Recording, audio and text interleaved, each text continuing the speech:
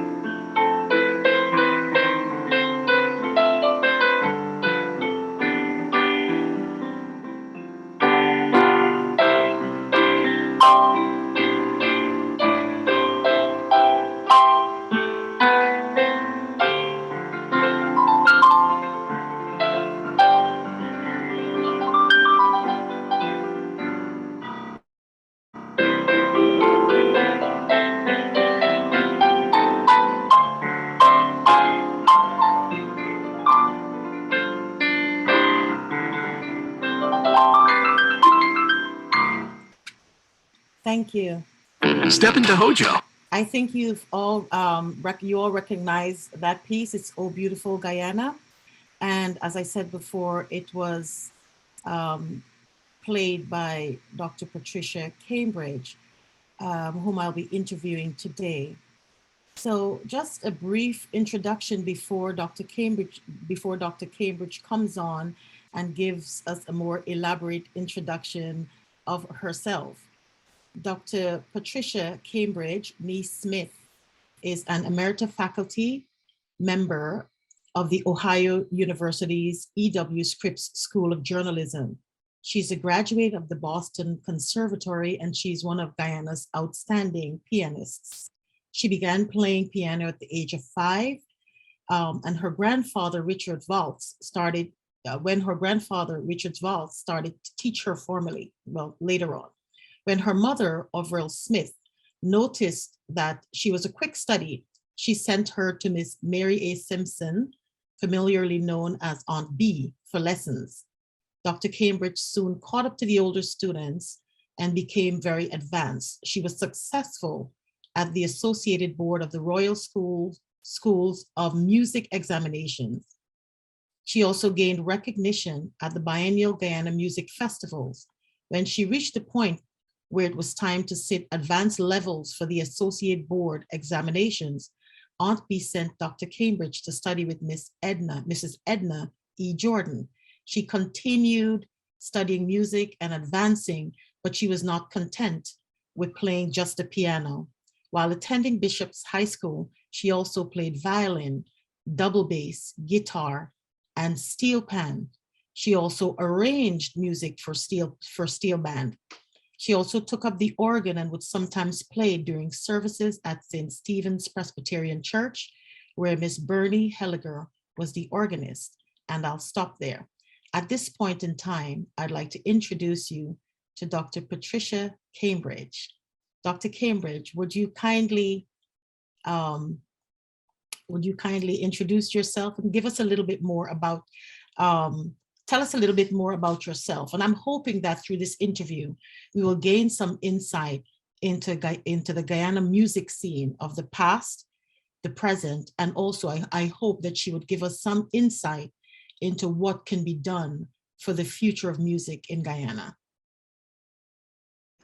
Hi, everyone. It's very good to be here this afternoon, and I thank you for the invitation and the kind introduction. I should preface by saying that music that you heard is an improvisation. That's what I do now. So it is when I sit at the piano that when the audience finds out what's going to happen, that's when I find out too. And so thank God for modern technology. It can be recorded and kept because it's, it's a one-off. You might do something similar again, but it's not exact. And yes, my musical life started very early. And so music was clearly a very big part of my life, playing all those instruments. And the other interesting thing is that this is a history conference, and you're getting to a stage in life when your formative years are part of history, not just because they've passed, but they're of a bygone era. So it's interesting but I think it's very important so that we have a record of how things were done, and hopefully give ideas to younger people as to what can be done in the future. As you could imagine, the adults in that era who helped to shape my musical career are all gone now. But I do have strong memories of growing up musically because it was so important to me. So yes, I took those exams. I think maybe people still do them. You go from grade 1 to grade 8. So when I did grades 5 and 6, I had the highest scores in the whole country. And when I did grade 8 again, I had the highest score, which is why I won the Philip Pilgrim Memorial Harp. And because of that involvement and love of music, I became the youngest ever accompanist of the Woodside Choir. I think I was like either 15 or 16. I was really a little kid. But one of the things I wanted to talk about was my experiences with music education in Guyana.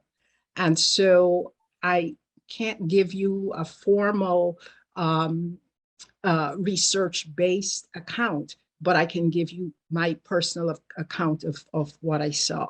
So yes, so musical growth went on 2 tracks. And for many of us, for many, it was just one track. going to piano lessons. And for a few of us, we were fortunate that there were two parallel tracks. So I went to Bishop's High School when it was a girls' school. And I went when it already had a very strong music education tradition, which is how come I ended up playing all those other instruments. Edith Peters was in charge of music at Bishop's. She was the music mistress. We called the teachers mistresses in those days because it was a girls' school and the teachers were women. As a matter of fact, the year that I went, my first and second form, I don't know if that terminology is still used, she was in Puerto Rico doing further studies. So Rhoda Bowen was temporarily in for her and continued the program. But I should back up a little bit because I went to two elementary schools. I went to what was then known as Lodge Congregational School and then what was known as St. Stephen's Primary School. And in many of the high schools and definitely the elementary schools, there were no formal music programs. There was no music teacher. I have early memories of broadcast to schools. I don't know whether it still exists. Many schools had radios, and I said many because not all. And of course, sometimes the radio might stop working too. And so through broadcast to schools, that was one little bit of musical training in that Celeste Dolphin was in charge of it then. She would teach songs to a studio audience, children in the studio. And through that is how we would learn. Now, maybe you might have a teacher that's comfortable singing and might teach you a hymn, a song, or something. When I went to St. Stephen's, the reason I'm mentioning it, while I was there, they bought a piano, a brand new piano. And that was a very unusual thing because most schools did not have a piano. And one of my fond memories of that was there was a performance when this piano just came. And Daphne Scott, some older folks in the audience may recognize that name. She was a music teacher and she played, and it's amazing, I can still remember this, I was about 8 or so. She played Rustle of Spring by Christian Zinding. And why do I remember that? It was something I grew up hearing on the radio because in those days, there was Radio Demerara and GBS, Guyana Broadcasting Service. And Radio Demerara in particular, classical music was part of the programming. And so I think the reason it made such a strong impression was I had heard this on the radio, and all of a sudden here is a real live Guyanese person playing this difficult piece of music.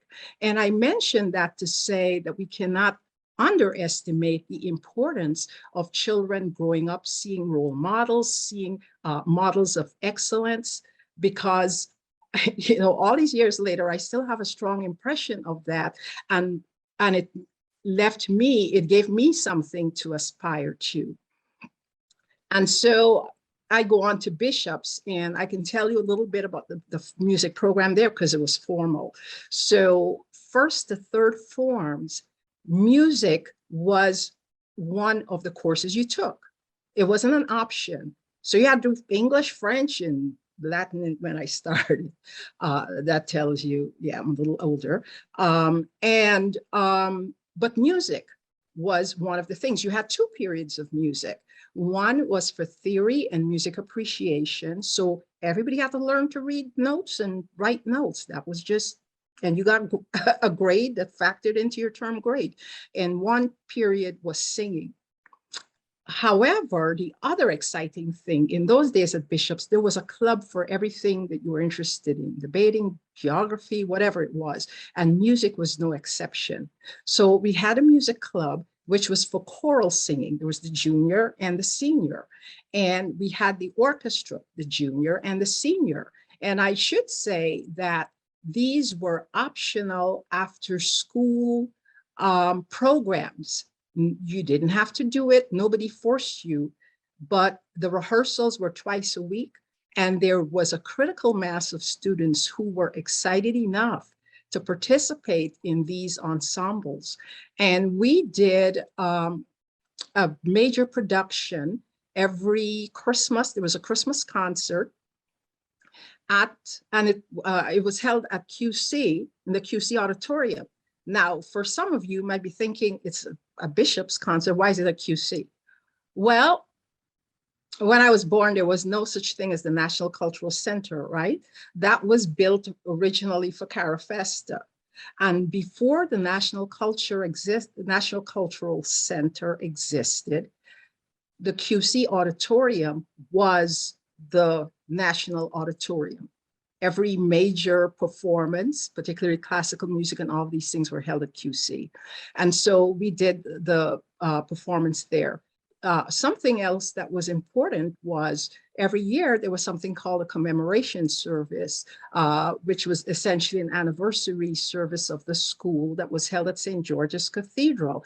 And why do I mention that? Because the choir did something major. And so the orchestra, we had violins, and I played violin and cellos and wind instruments and all of that. And the choir, I'll give you an example of some of the repertoire that we did. So some of you might be familiar with the Brahms Requiem. We did the fourth movement of the Brahms Requiem, an arrangement for women's voices. So we did music in 3 and 4 parts. And one year we did excerpts from the Messiah, again, arranged for women's voices for a Christmas concert. And then the Mendelssohn Symphony, his second symphony, part of it has a choral part, right? It's orchestra and choir. We did the fourth movement, the fifth movement, actually, I've translated, I waited patiently for the Lord. Again, arranged for women's voices with organ, pipe organ accompaniment. And my first year, we did the Britain Ceremony of Carols, again, for 3 women's voices. So we did quite complex music as children, and nobody forced us. It was, as I said, it was optional. It was something that we were excited to do. And so that is something that I still have fond memories of, being introduced to that kind of repertoire as a child. Something else that was very exciting as a child with music, and again has implications for music education, is the biennial music festivals. So every other year, the music festival was held. Someone would come from England to be the adjudicator. It was actually, I mean, people won prizes, right? It wasn't just you participate and you got a prize. It was actually competitive. And people from all over the country participated. So there were categories for ensembles, particularly choral ensembles, and there were categories for instrumentalists, including piano. And there were categories by age for children, and different categories for adults. And so many schools participated. So even if the school did not have a music program, which, well, most schools did not, it was just a couple of schools that did, one of the things they did was try to prepare a choir to participate in the music festival. It was such a big deal. And I think the last music festival as we knew it, it was, I think, Guyana. It was held by the Guyana Teachers Association. I think formally that was who held it. Before Guy Festa was introduced, I think the last adjudicator was Ray Luck. And for those of you who might not know who that is, he's now a retired music professor living in the United States, but he is Guyana's only concert pianist. He performed all over the world with orchestras, playing concertos and so on. I think he was the last adjudicator for that type of competition. something else that happened too when I was growing up was the Sunday afternoon concerts. And the Sunday afternoon concerts were held in churches. So you might be thinking, it's in a church, maybe it's some religious thing. No, I mean, you remember I said QC Auditorium was the big, that was the big concert hall. So it means we didn't really have concert halls. So then on a Sunday afternoon, the churches became concert halls. And so they would have concerts where, you know, the top performers of the day and other performers would sing and play, you know, musical instruments and that kind of thing. So again, as a child, that was something that you aspired to be a part of that. To be one of those adults who was good enough to be a part of it.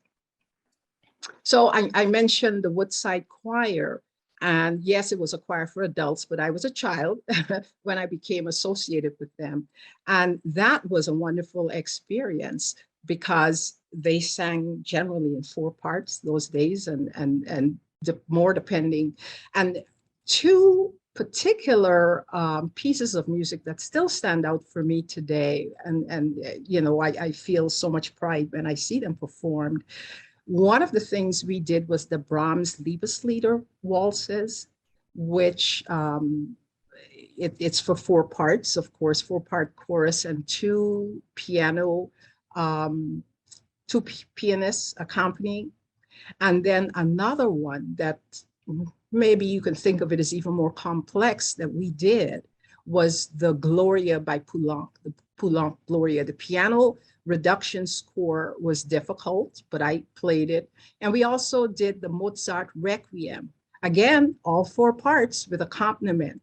And so that's a bit of insight into the kind of music that I grew up hearing and seeing. And so these were all role models for me, things I aspired to. So how did I get to where I am today, musically anyway?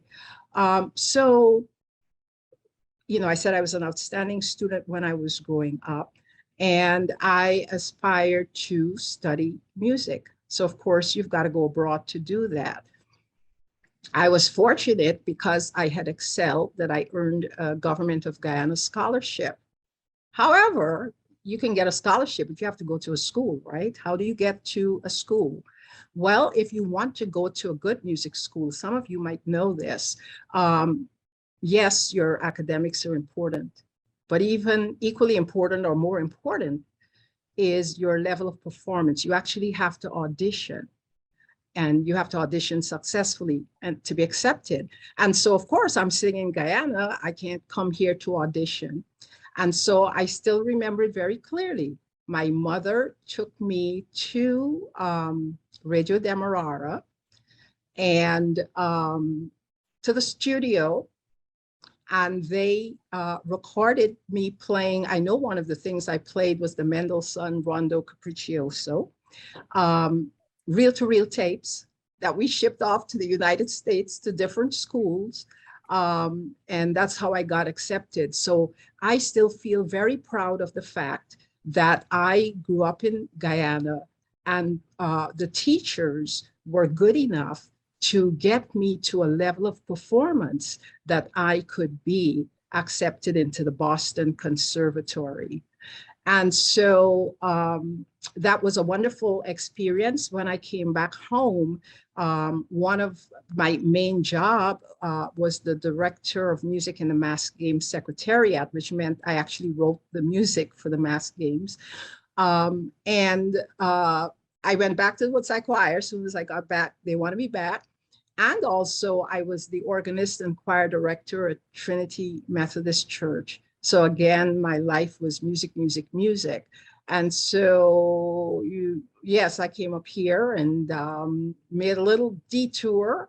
But then music was such an important part of my life. I wanted to get back to it. And I'm very grateful that I have that talent for improvisation. And so that has led me to a new way to express myself musically. And Oh Beautiful Guyana is an example of that. Thank you very much.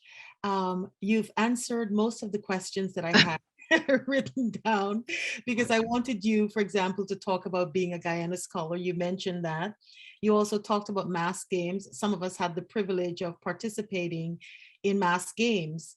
And so for those who may not understand what mass games are, think of the marching bands and the dancers and the theatrics and all of that on the field, creating great images or objects or shapes. Or it was amazing. I was in chapter 1 and we won, of course, but this is Linden. But it was amazing to find out that you were a part of the writing of the music for mass games, and I found that to be very impressive. There's one thing I wanted to ask you from a personal level and also the professional level, and that is, how do you feel that learning music and excelling at music to that level has impacted, how has music impacted your academics in general, or your other areas of academics? Well, I would say that it changed my life in that, you know, fortunately, we were able to persuade my father to give me permission to come. And when I say that, you know, I have to say it's not about, because he was very strict and concerned about his daughter going overseas. Yes, he was. But guess what? I was a minor. And so I look back on it now, I was really a little child. If he had not signed the documents, I would not have been allowed to go anywhere. And so that was, I look back on it, it was really very important. I mean, I'll admit the first week it was a little devastating because I was in Boston. I didn't know anybody. I'd never been away from home. I was all of 17. I was a little kid. But you know what? It taught me resilience. I knew I had to succeed. And, you know, there was no adult whip, you know, with a whip, cracking the whip or anything like that. And so what it did is give me the confidence to do other things in life. And so when I made that detour, well, for one thing, you know, you mentioned the mass games, I look back on it. So I'm in charge of the music for the mass games, and I'm all of, I think I was like 23 or something like that. I was a little kid. I'm in charge of it. I'm writing the music, and anything associated with it, I'm in charge of, which I look back on that and it's like, okay. But it gave me the confidence to know that if I decided to do something, I could get it done. And so, for example, it influenced my dissertation when I was doing my PhD, because the title of my dissertation, I wrote it down because I don't want to stumble, Music as Message Facilitator, a content analysis of musical elements within the visual and verbal context of US presidential campaign spots, 1968 to 1988. It's a long title. But so music was a part of my academic career, even though my PhD is in mass communication. So in terms of my research, and then, you know, I'm a member of the community in which I live. And so actually that's how the improvisation started. I was just kind of playing around, and then I think there was an event on campus and somebody who knew what I did asked me to play. And then eventually it's a small community, word got around. And so this is what I'm known for now, the person who improvises at the drop of a hat. Yeah. So very good.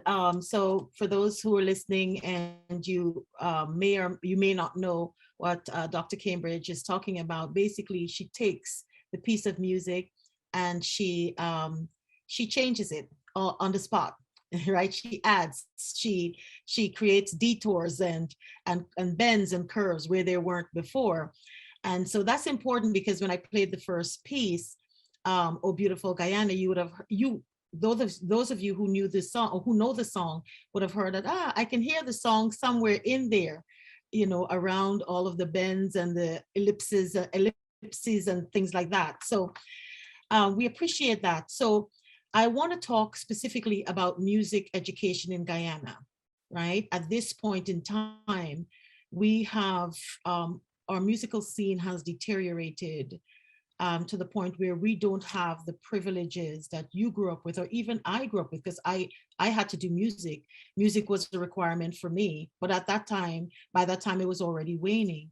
What can we do to reshape music education in Guyana, to reconstruct, to rejuvenate music education in Guyana? Because as you would have alluded to, and as we all know, music is a very important aspect of learning.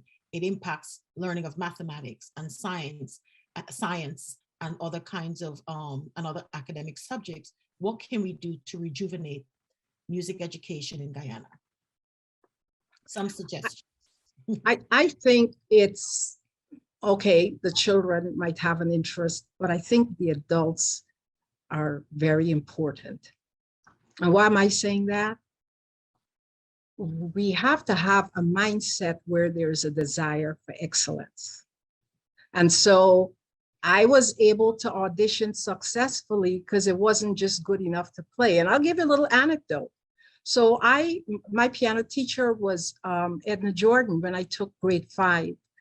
And I was at that phase of life where I've already been playing the piano, I don't know, 5, 6 years. I'm approaching adolescence, and, adolescents just want to do what they want to do, which sometimes is nothing. And I was kind of getting bored with the piano. And I do remember, and I always credit my father with this, I can't remember if I said I wanted to do something else. And he said, God gave you a gift and I'm not going to let you waste it. Now, when my father said something, there's no, so right away I knew that's my answer. You got to keep playing the piano. So, which is why I took up some of these other instruments. But I passed the exam. And guess what? I just passed. There's merit, there's distinction. I just passed. Why? Because I was practicing. I was bored. You know what she did? She called my parents in. She treated it like failure. And she said, Pat needs to practice. And if she doesn't, I will not teach her anymore. So I get it from her. I go home now, I get it from my parents because they're embarrassed. And she was, one of the best teachers. So it wasn't like, oh, well, I'll move up to somebody else. I'd be moving down. And guess what?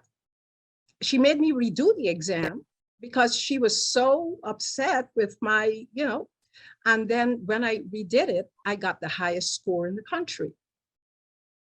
That doesn't happen just by children by themselves. I was happy just fiddling around doing, just doing very little. It's the adults who set the standard and said, it's not just good enough to sit there and play some notes. You have to do it well. You have talent, and you need to exploit your talent and excel. And so I think that we have to start to create that mindset, because you know what that mindset does? It says that no matter how good I am, or I think I am, there's a whole lot more that I don't know. There's a whole lot more that I need to do. And so what it does, it allows you to keep striving to do better. And when children see adults striving to do better and requiring them to do the same, it sets an example. It has a positive impact. It tells you where you can go, where you should go, and where you should be, what you should be doing. So I think that's something that's very important. It's not good enough just to pick up something and play. You need to be able to play it well. And also preparation, because preparation is what allows you to play well. And it also says, for example, I mentioned the music festivals. People worked hard to perform in those things. They didn't want to embarrass themselves. They did the very best that they could. And so, again, we need to have that mindset that says, if I'm going to do this, regardless of what it is, music or anything else, I'm going to do it to the best of my ability. And guess what? My ability isn't everything, because I don't know everything. And so I am willing to find people who know more and be taught and learn. It's not an embarrassment. It's actually showing your initiative to want to do more and want to do better. And that's how we succeed. And I think that's how uh, we can do better. You just cannot settle. You just cannot be satisfied. And so I'm so grateful that I grew up at a time in Guyana where settling was not allowed. It was not an option.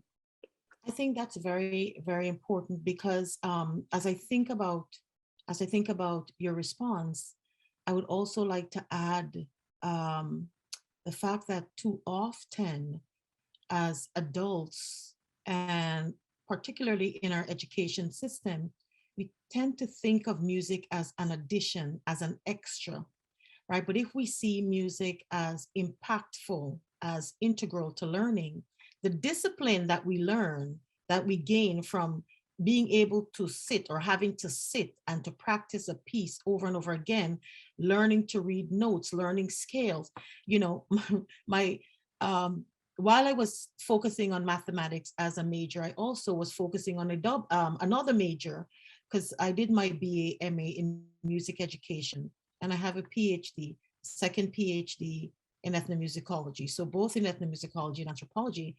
And very often when I speak to people, they see it as, how could you be in math and science and also music? They saw it as disparate, but in my mind, I saw them as complementary.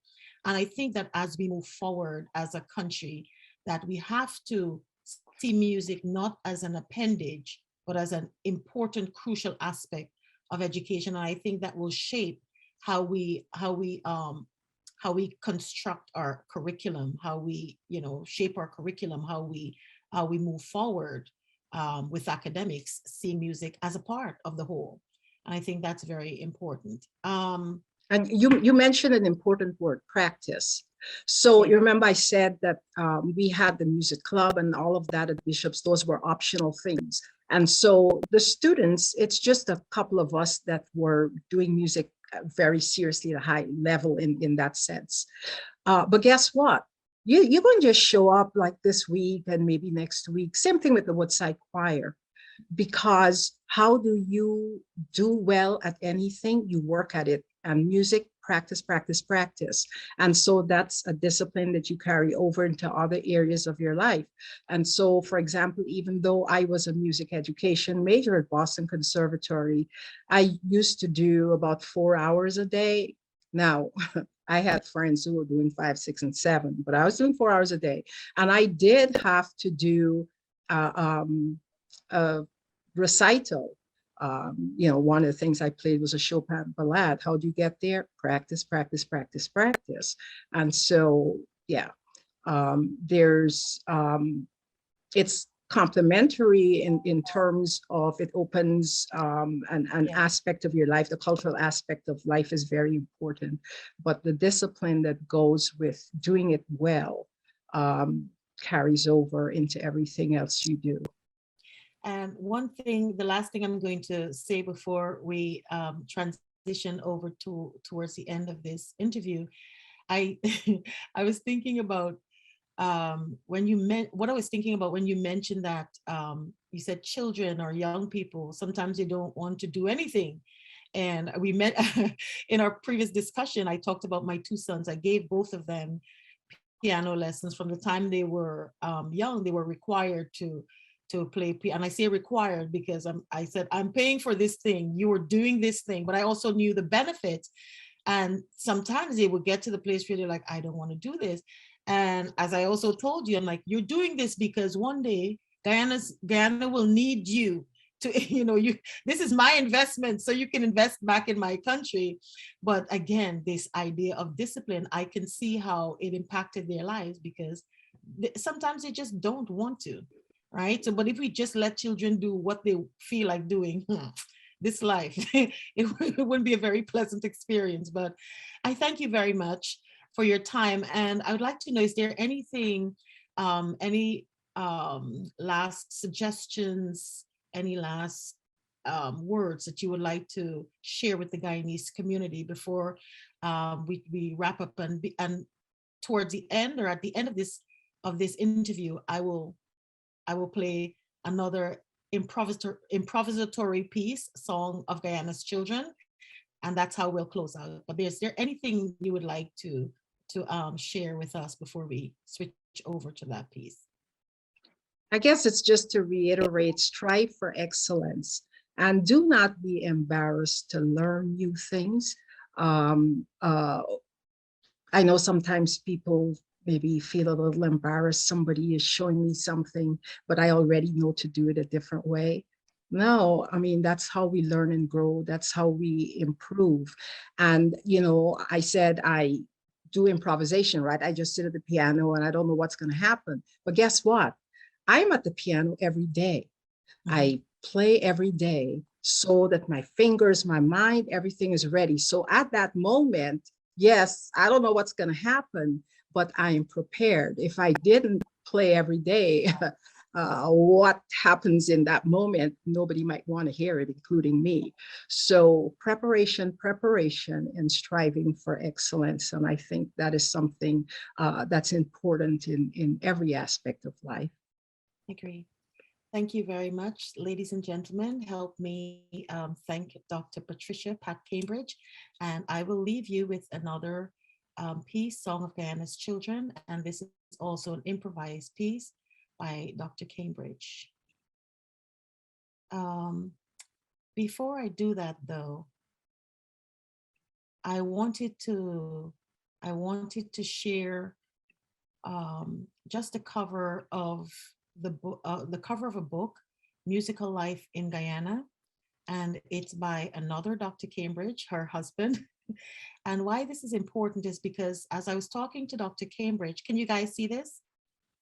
As I was talking to Dr. Pat, a lot of the things that, a lot of the musical experiences she was discussing, I had only heard about from other Guyanese people. And I'd read, a lot of it I'd read from Dr. Vibert Cambridge's book. And I just wanted you to see it in case you want to see how music impacted politics, impacted culture, impacted just about every aspect of life.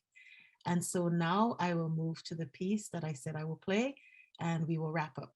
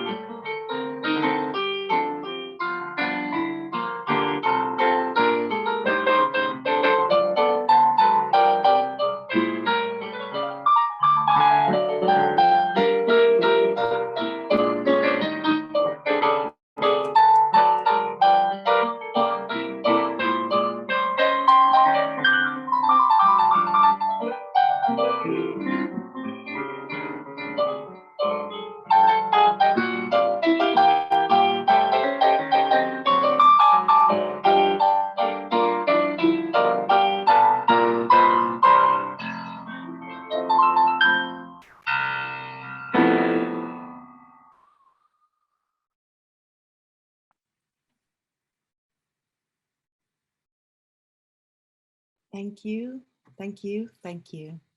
Thank you. Thank you.